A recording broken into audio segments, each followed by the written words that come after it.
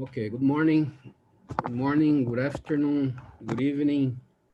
Um, it's our pleasure to come here to in the PRME Chapter Talks, uh, talking about the Chapter Brazil and something what we are developing. And we are trying to improve our job in Brazil. We are trying to improve our partnerships with our primes and other institutions. Uh, we have been talking with the Global Compact to work together to join our goals. And there is a big challenge, and because we began in 2013, and in these years, I don't know what happened, but we can't achieve uh, effective goals. And now we have a good group, good participants of our board, and they are working together. We are working together. We are trying to build another sense to the prime in Brazil, how to deal with prime lack, how to deal with prime global, how to deal with everyone. And to do this, we need to attract other universities, other educational institutes. We need to have more activities to provide the financial resources, and we need to have more media. We have to have a good communication plan to show we are doing, to show our results. It's hard to deal with this kind of organization, the social organization, because it's difficult to measure. Uh, many things happen, many variables, but we need to prove that we are effective, that we can change the status actual, that we can change the universities, that we can improve the people, the society, that we can make difference in our country. And we have a commitment about this. We can we hope to do this and meet. Uh, we are working together. Please, we want to work with you and trying to develop on the prime in around the world, in Brazil and other. Thank you for coming with us in your words. Thank you so much, Jose. And for me, I just want to say thank you for taking the challenge and for organizing this Prime Chapter Talk. So a warm welcome to this, the second Prime Chapter Talk. So the idea behind the Chapter Talk is exactly what you just said, Jose, to discuss some of the challenges that we face locally and regionally in the world when we work with prime schools towards sustainable development. And some of these challenges are not easily articulated, they are not easy to handle and navigate. And I think it's fair to say that sustainable development will never be 100%. We will never be 100% sustainable. It is always a journey. So these Prime Chapter Talks are intended to talk about that journey. And today you have decided from the Prime Chapter Brazil to talk about methodologies that encourage the formation of sustainable leaders. And this lecture, this discussion will concern how the methodology chosen by educational institutions can contribute to the development of sustainable leaders. And we will learn more about the challenge of, and this is what I think is really, I'm looking forward to, the challenge of engaging students in the theme of sustainability in Brazil. And we hope that the audience, that all of you will then have some experiences that you would like to exchange here in the chat, or as we go into a dialogue later.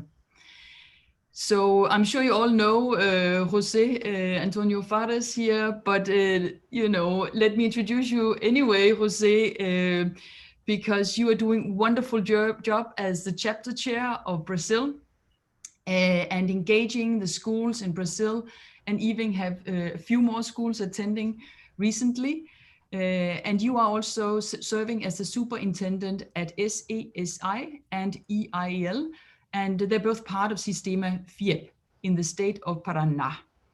And you're also the regional director at SENAI, which is also part of the Sistema Fiep in Paraná.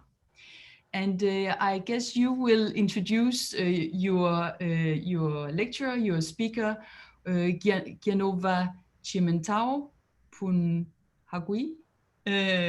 So we will all have a little, you know, knowledge about who she is and what she's been doing, and why you have decided to invite her here today. But I just want to say I'm really excited about that you take this opportunity, and I want everyone to know that we are recording this. So we will put it on the PRIME website so everyone else can take a look whatever time suits them, because we also know that parts of the world are actually sleeping right now, and they're also teaching or doing all kinds of other things. So we will store this little moment in time at the PRIME website for others to enjoy. Please, José. Thank you. Thank you very much. Okay, where are you, Giovana? Hi, good morning, good afternoon, good evening. Hello. Okay, Giovana is our executive education in our organization. Our organization provides education, basic education, technical education, leader management education, and all kinds of education to the industries in Paraná state. We have almost 50,000 industries in our state. We have more than 700,000 employees working in these industries, and our responsible is to provide good education performance for this environment. And Giovana is our executive, educational executive. He's responsible for all the programs that we develop in Paraná state. She doesn't like, but she's a very young woman, and but she has very potential, and she's a really good performance in our job, and she will present for you one of these programs that we are doing in Paraná state. Giovana, please. Thank you, Fares, for the introduction. Nice to meet you, Matt. And thank you all for taking your time to be with us today for this PRIME chapter. It's an honor to be here and to share, as Fares said, our experience and show some lessons that we have learned with the implementation of a new and different methodology here in our institution with all of our education programs.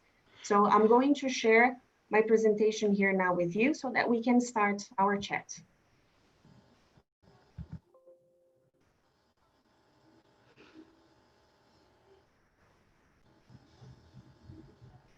Can you all see my screen? Yes. Yes. Yes. Okay. Okay, so as Fadi has already introduced the topic together with Matt, we would like to share what we have learned from new ways of developing sustainable leaders. So in order to explain our rationale to you, I'll start with the question that moved us forward, which was how we can engage and develop young sustainable leaders to contribute effectively with nowadays issues. So this was the big question that we have carried with us until now. And we made this effort of answering this question with all of our educational programs. And that's what we want to share with you today. But before telling you how we made this happen, how we were able to try to answer this question with our methodologies, let's just give you an idea of what what Sistema Fiep is, FIAT System is. Fares has already given you some ideas of the industry here in Paraná and FIAT System. I'm going to give you more details. So FIAT System is the Federation of Industries of Paraná. It is located in the state of Paraná in southern Brazil. And its mission is to serve and strengthen the industry field to improve people's lives. So we want to be a reference in solutions for the sustainable development of the industry, and with a strong performance in the areas of education, innovation and technology, and safety and health of industry employees. In terms of education, which is our topic today, we per year a little bit more than 190,000 students studying with us. From these 190,000, 126,000 are from vocational education. Sorry, it's not vocation, it's vocational. Vocational education, 24,000 students in basic education, and 3,000 undergraduate and graduate students. We have 43 schools in the state and 4 colleges as well. So just for you to have an idea of what the educational system is here and what our programs are. So we work with basic education, vocational education, and also undergraduate and graduate programs. We have made recently a research as well, because our big focus is on employment and having our students and future professionals to make a difference in the industrial market. So this survey agency made a research with our industries and our students, and they gave us the following answers: that 62% of our students can enter the job market in less than 6 months after they finish a course with us.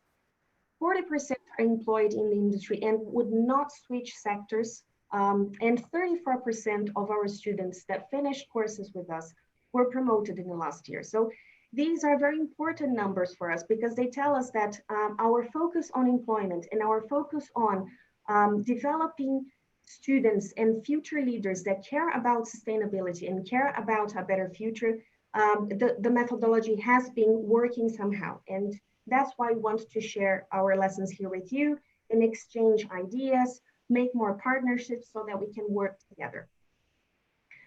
So as we are talking about methodology, we know that the world has changed drastically in the last years. So what is this new world that our young people are living in now? There is no secret. We all know the advancement of the internet, the advancement of new technologies. So I'm just going to show you a small review of what's happening in the world nowadays. You all know, but let's just revise a little bit so that you can understand the rationale of the methodology we have implemented, okay? So I'm going to show you a video now. The video has no sound. I would like you just to pay attention to the line that is going to go up, and I'm going to translate some of the words to you because they are in Portuguese, so that you can see what has happened to us since 9,000 years ago. Let's have a look.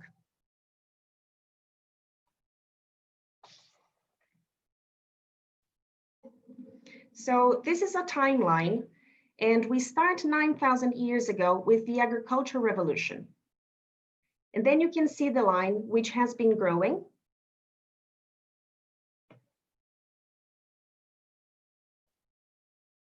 And it's growing very slowly.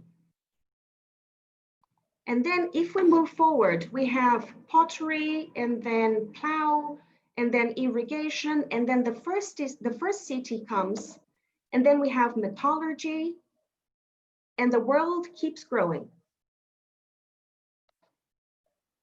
Writing comes up.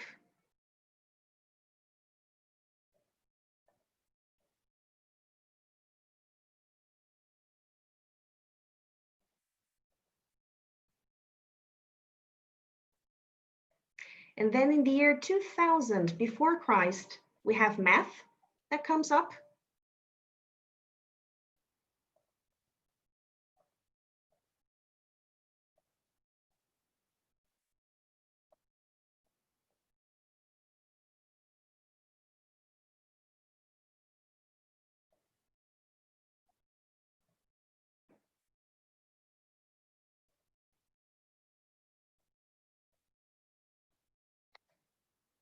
And then there is the peak of Greece. And right after the peak of Greece, we have the peak of Rome. And then this line starts growing up.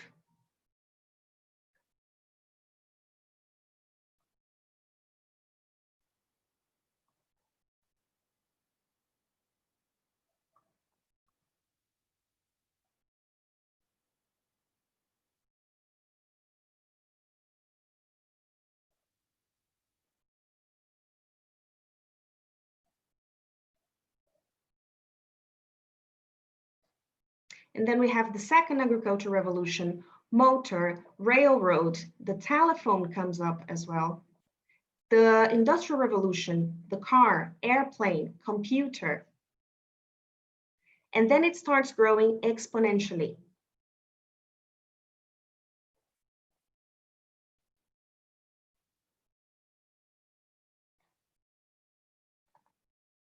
So welcome to the exponential area. Lots of different technologies come up. We're talking about technology in medicine. We are talking about technology in our industry. New softwares come up, new apps, artificial intelligence.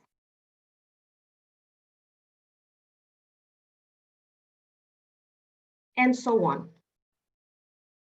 And also, with all of this technology, different generations start coexisting. We also have different family arrangements. We've never talked so much about diversity. New disruptive businesses start to come up to make our life easier, to make things grow faster.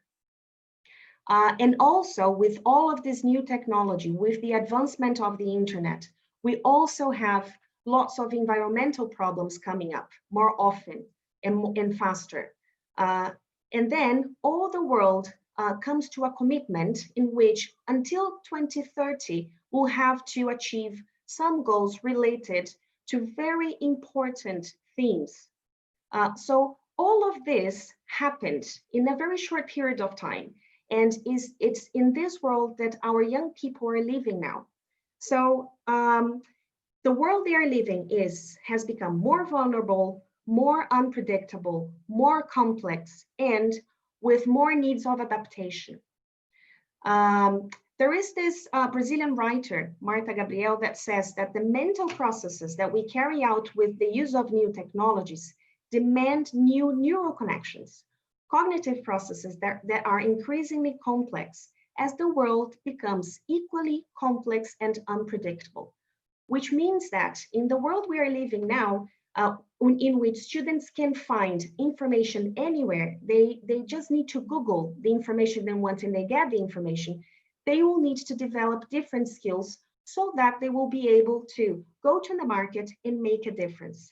And it is in this context that we have started reflecting about our spinal cord, which is the methodology of our educational programs.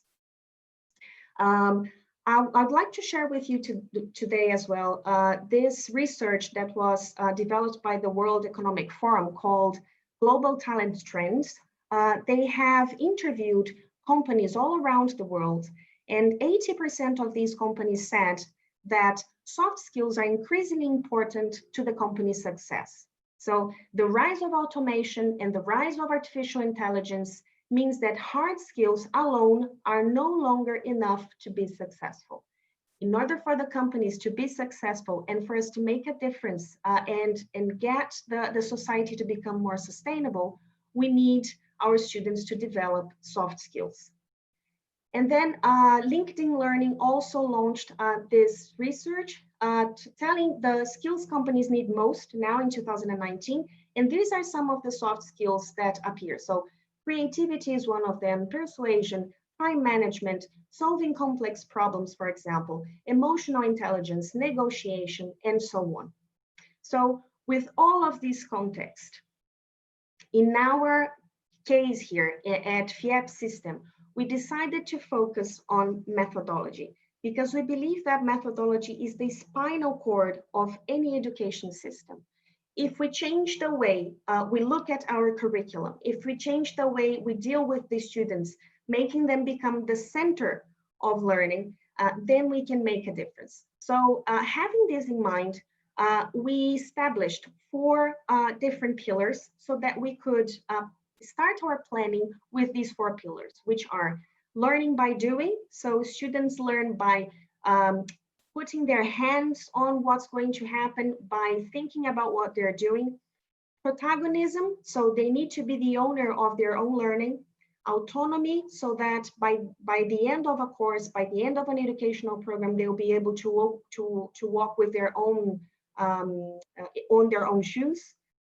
In learning to learn. So we know that with all of this craziness we're living in the world now, with new things coming up every time. So right now in this meeting, there is someone launching a new updated technology in the world. So they need to know that they will never stop learning. So if they want to continue growing as a person, as a professional, they will have to use tools and develop their eagerness to continue learning.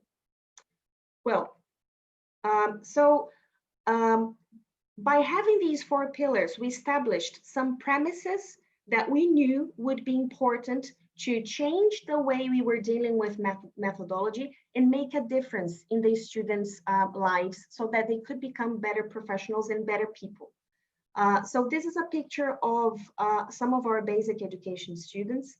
And the first premise that we established was, we changed the way we looked at the curriculum. We all know that most of the countries in the world, including Brazil, have a national curriculum, and we have to follow all of the skills, all of the contents that are there, and students in a compulsory form have to study all of those contents. But here in Brazil specifically, the National Educational Department doesn't tell us how to study these contents. So we decided to take our curriculum and as a puzzle, reorganize it so that students would see meaning in this mixture of contents, so that they wouldn't follow a sequence of contents, but they would follow a sequence of meaningful learning. So this was the first thing we did. And the second thing we did was, in order to students to get more engaged in what they are doing, they need to be challenged for that, especially teenagers. We know that teenagers, as they are growing, and this is physiological, the frontal lobe of their brain is still developing their ability to make decisions and to measure the consequences of making those decisions.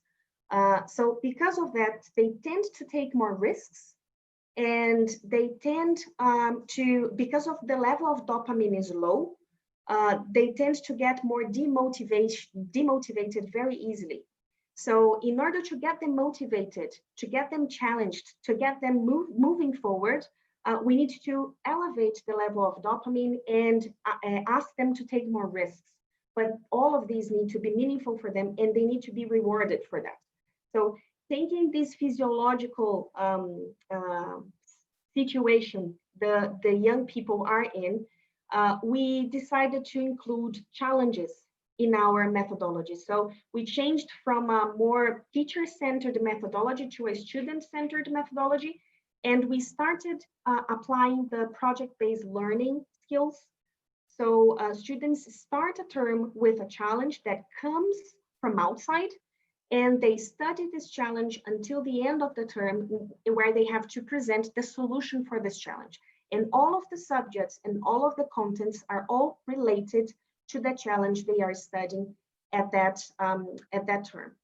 And together with the challenge, we always put something that is connected to the teenager's culture, a film or a famous person or a character from the internet, so that they can see, they can connect with the challenge and see meaning, because they're going to do something which is going to, which can be applied in the reality. The third premise we put in our methodology is the connection with the real world. So if we're going to engage students in solving challenges, in solving problems, these problems needed to be real. So we trained all the groups of teachers from basic education, vocational education, and also our undergraduate programs to go to especially the industries, because of the federation, right?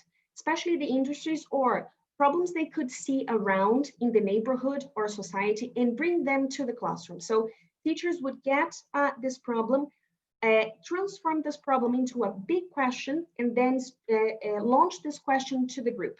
And then the group of students have to find solutions for this question. So this connection with the real world is very important, and all the subjects need to be connected to a purpose so that it can keep students moving forward. Another premise as well, which was very important to us, was to create a pattern. As we have a very big network of schools and loads of students studying with us, and we have this commitment to, once they finish our program, they go to the market and they be successful and they become sustainable leaders, we had to create a pattern. So students have to be challenged, they have to study this challenge, discuss it, and defend their solution. These pictures you see here are pictures from students that study in our undergraduate program. Most of our undergraduate courses are engineering. And in this picture, you can see a student defending one of his projects for Renault, the car company. They had some minutes to defend the solution. They had to answer questions, because at the end of the term, students presented to people from the society. They are either from the society or from a company. And they keep receiving questions, and they have to use arguments, they have to listen, they have to formulate their defense and present the solution, so that they can learn from mistakes, try again, and get ready for the next step.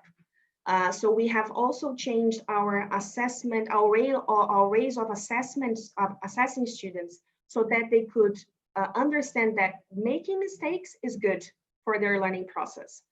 And in this case, the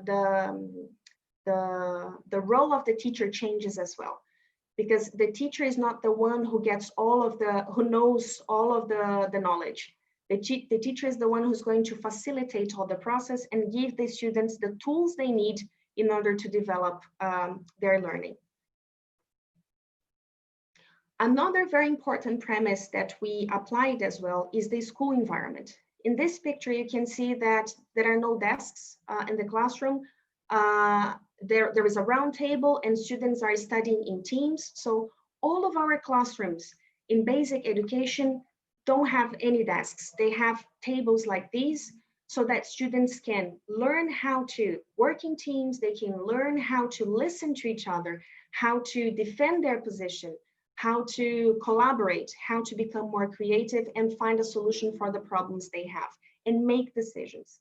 So in order for students to do that, we need to adapt their behavior for that. But for them to change their behavior, the school, the furniture of the school, the corridors of the school, they all have to breathe this new culture. Students have to feel that they need to act like that, not because someone told them to, but because they have to do it to achieve the goal they need to achieve. So this is a very strong, these are two very strong premises, because it's not like in Portuguese, we have this expression that says, not just do what I say, do what I do.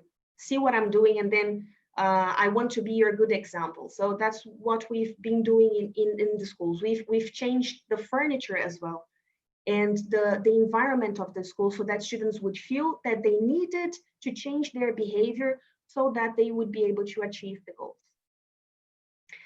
So and now I'm going to show you some of the projects that students developed to answer these questions that the teachers and the society, the companies gave to them. So this first example here is a group of students that produced a pencil from sugarcane bagasse, which was very interesting. As you know, cane bagasse can't be recycled, so they were able to produce pencil out of that. Another project from these students was that they used corn cob to replace styrofoam. We know that styrofoam can't be recycled as well, and they were able to use something that comes from nature to transform styrofoam into something that can be recycled, can go back to nature. Another project here as well is that these capsules that were produced with organic things, food scraps, fruit, vegetable peels, applied in biological pest control. So they were able to study and test how to replace pesticides with organic things. And the last one is just some examples. There are loads of examples here because every term students have to come up with a solution. This last one, students created a nanostructured biosensor for checking beef quality to be used by consumers to monitor consumed products. And all of these projects were done in the classroom because we were able to change the way we were dealing with methodology, we were dealing with the curriculum without having to break the compulsory content students would have to study. We just changed the way they see these contents. So to sum up, I would like to share here some lessons we learned with these pillars we put into practice together with the premises. The first one of them is that methodology needs to be applied according to the new mindset. So I showed you some examples of what's happening and how the world has evolved very fast in the last few years, and how students are dealing with all of this in their context. So if we don't change the way we see these things in the school as well, it's not worth it. Students will not get engaged. They will not get worried or concerned about becoming sustainable leaders, about making a difference. And another lesson we learned is that the school or the college is the extension of the real world. So students don't go to school to learn contents anymore because information they can find anywhere. Students go to school because they need to learn how to develop soft skills in order to deal with this world that is happening around them, in order to become better professionals, in order to become real sustainable leaders. Because as we know, artificial intelligence and automation can now do loads of repetitive actions. They can gather together loads of data. Now, how to make a decision with all this data, how to have arguments, how to collaborate, how to come up with a solution. It's people, it's our students who are going to face all of these challenges, having the technology to help them. The third lesson is, which was nice, is to define which SDG, which sustainable development goal to work with in each school or college term. So as we have a challenge, and students can choose, because if you have a school with 20 classrooms, for example, each classroom will be a project. And at the beginning of each term, we have an online platform. Students will go there and they will choose which project they would like to study. And then they go to the classroom that will have that project. So they will work with different classmates every term.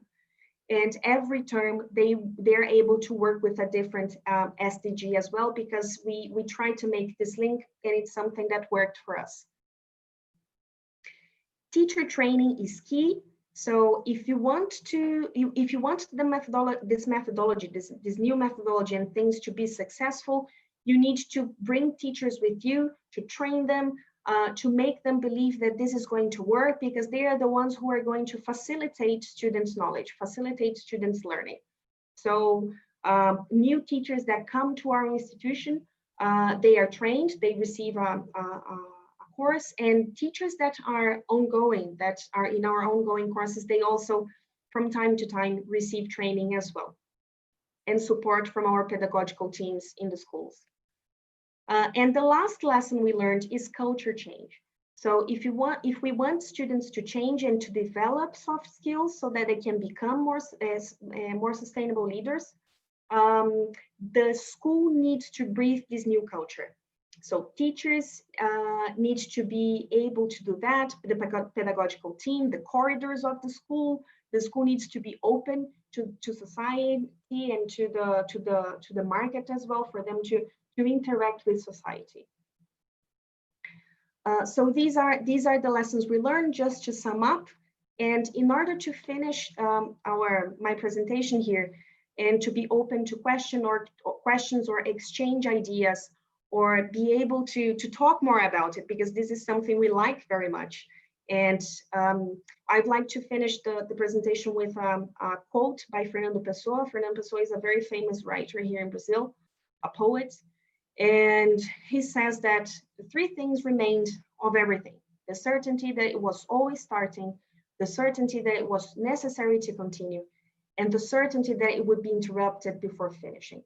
So make interruption a new path, make falling a dense step, make fear a stairway, make dream a bridge, and make a search an encounter. So we know that it's not easy to implement a new methodology, to implement all of these premises. But we know that once we do it, once we are engaged in doing it, it works. So this is what I wanted to share. Thank you very much for listening. And now I'll be open to questions. Thank you very much.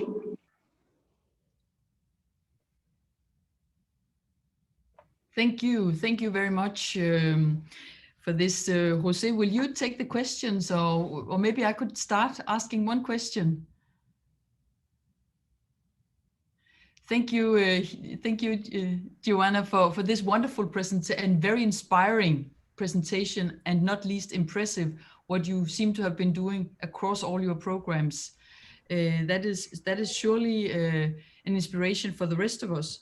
I would like to hear your reflections about sort of us being in the context of COVID right now, because that is such a challenge. For example, I was thinking when you were talking about the classroom and you showed the round table where everybody, so instead of sitting at your own little table, you gather around tables, you discuss in a student group. And now, of course, students have to have a different, context, being more online. How do you navigate that pedagogic in the context of COVID right now? I'd be very curious to know your learnings from this. Okay. In the middle of March, we had to close over all of our schools and colleges because of COVID here. And we knew that we would have to prepare our teachers to be able to continue with the methodology, but now totally online. So we closed our schools. We gave students a 2-week holiday so that we could prepare all of the context. And we created a platform where we would be able to train our teachers, because as I said, teacher training is key.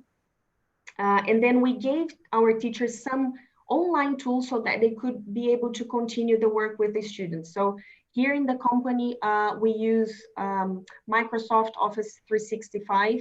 So we got Microsoft to come and train our teachers using the tools, so that our teachers would be able to use them after the students came. So our teachers were able to continue doing what they were doing online with these tools.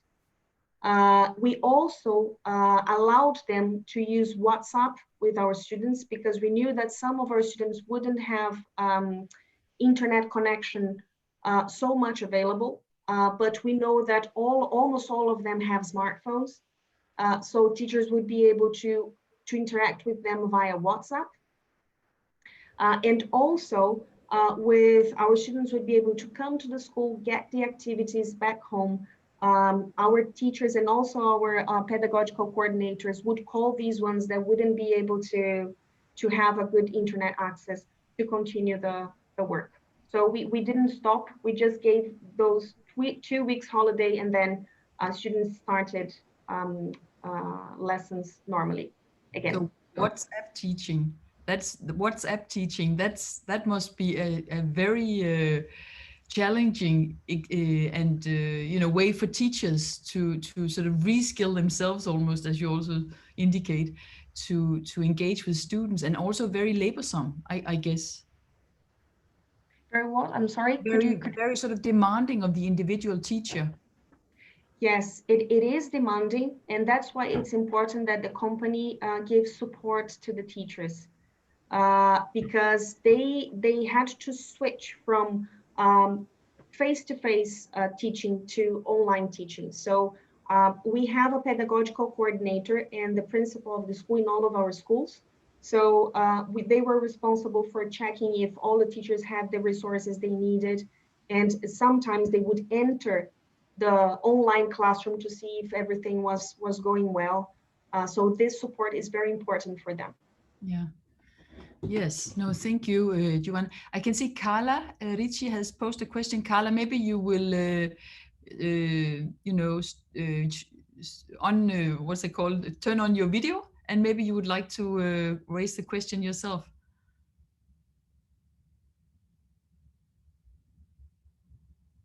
Or maybe not. Well, then I would like to read the question aloud. No, here you are. Okay. Yeah, Hi. here I am. Hi. You have a really nice question out there. Yeah. I actually would like. We have a education system in Brazil that's very conservative, as Giovana just said, and I would like to know how was the adoption and the addition of the professors, the teachers, for these new methodologies and all this new way to do education. And congrats for the transformation in the education system here in Sistema Fiep in Brazil. And Carla, where are you from? Sorry. I'm from Brazil. Okay, thank you. Yeah. Okay, thank you, Carla. Nice to meet you. We, of course, that at the beginning, there is also resistance because it's the unknown. We are always afraid of the unknown. So we don't know if it's going to work. It's a big change. So am I going to be able to do that? So there is always some resistance. But once you create an environment in the school, things they go more smoothly. So what we did was we have our pedagogical coordinators, very strong pedagogical coordinators that deal with the teachers every day, all the time. So we created this pattern of with teacher training, and at the beginning they have a 1 week training, and in this 1 week training they become students, and the training we give them is with the same methodology that they will have to apply in the classroom. So once they feel that the methodology works, then they will get more willing to do as it is, because they know that it can work, and they try. We give them a constant feedback. So every 2 quarters, our pedagogical coordinators give them feedback, show them what they could do better, or they exchange good practices as well. So I think that's what makes the difference, because they need to feel that they learned themselves with this methodology so that they can apply it with students as well.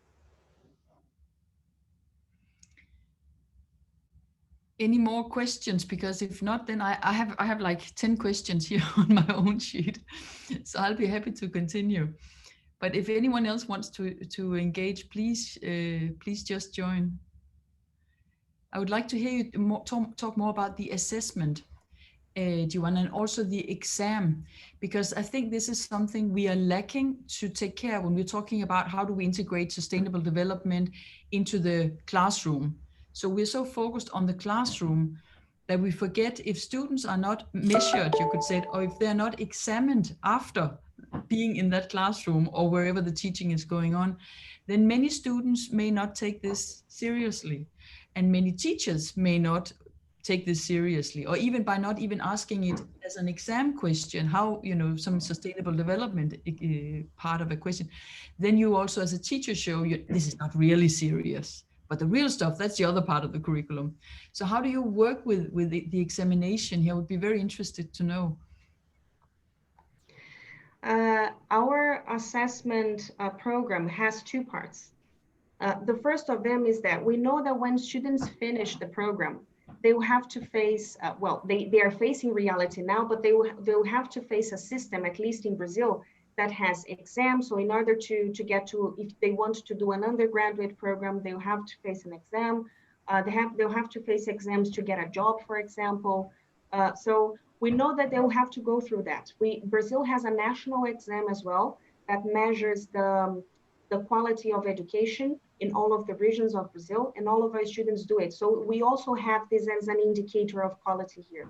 So as we know that our students will have to go through this, one of the parts of the assessment program is that they will do tests as well. But not only tests. The other part of the assessment is that with that challenge they face throughout the term, and they have to find a solution for the challenge.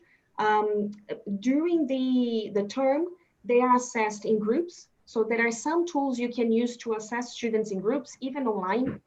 And at the end, as they have to present the solution to either the company or to the society in general, they are assessed by that as well. And it's a big part of their overall assessment. I'm going to give you an example.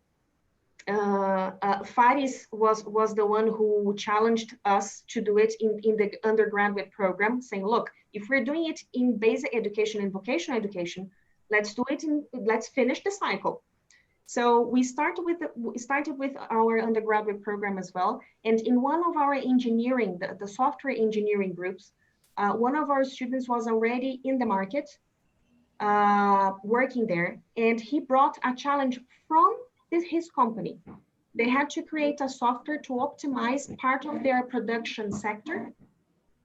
And he was able, with the group of students, to create the software together with the teacher, with the professor in the institution, and present the software to the company. And the company is now applying the software to optimize the production.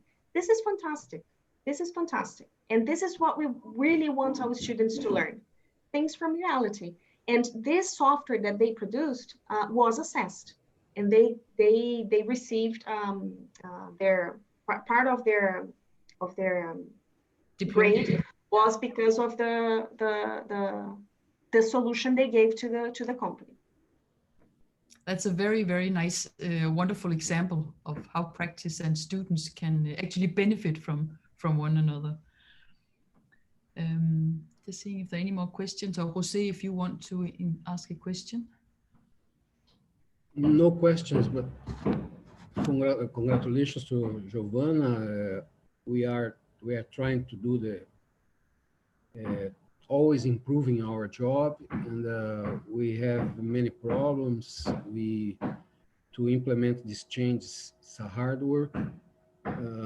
Our society is not prepared sometimes to have this kind of educational alternative. And Brazil has poor conditions to provide a good education for the society, and we are trying to do something different. We have troubles, but in general, we are achieving our goals. We are make changes, make difference. Our students can, in general, can have job outside, can organize your career. We are happy with these results, but we know that we need to do more and more, and to improve all the time. And feeling fear, feeling stepway like Fernando Pessoa, and I love this phrase, and we believe this. We are conscious that we can do it, and it's our mission in this organization. But that's it. We are very happy to share with you, and we know that you have this this formation. I like you very much because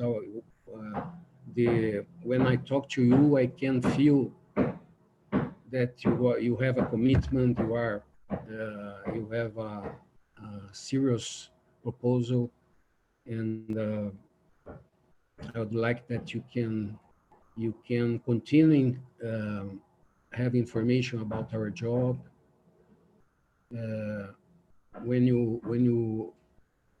I hope that you can come to Brazil.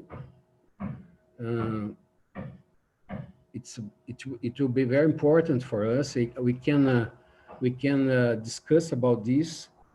Would be very, very important for us if you can come to Brazil to talk to the universities, to know our other experience, to talk our government, education secretaries, and trying to put PRME in another level in our country. And this is something, Jose, thank you for saying this. I think the government level, this is also something you mentioned, Giovana, the government level and how the government, sometimes we forget how important the government is for setting a tone. And maybe they cannot decide the details of the curriculum, but at least they can, set a tone for the direction of a curriculum and for a school.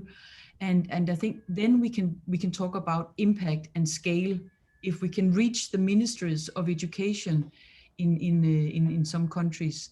And it seems like you've also been engaged with the minister in your country, even though I understand big challenges, of course.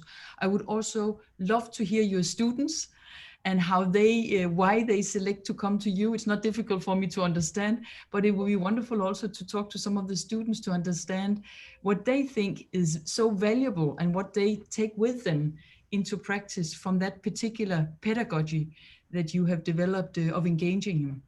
So thank you very much for sharing that here with us today. Okay. Thank you. Giovana, we can talk with her and the other time to trying to organize this Aline, trying to organize this how can you say aproximação, the joint. Yes. This meeting with the students and with us to see what we could do together. Sure. Yes. No, definitely. I think that would let's think about that. I would be very happy to explore that indeed.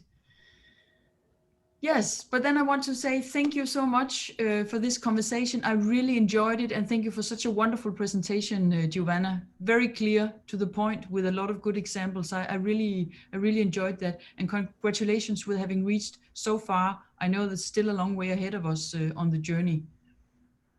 Sure. Thank you, Matt. Thank you, everybody. Thank you. Okay, Matt. Thank you. Thank you again. You are welcome here.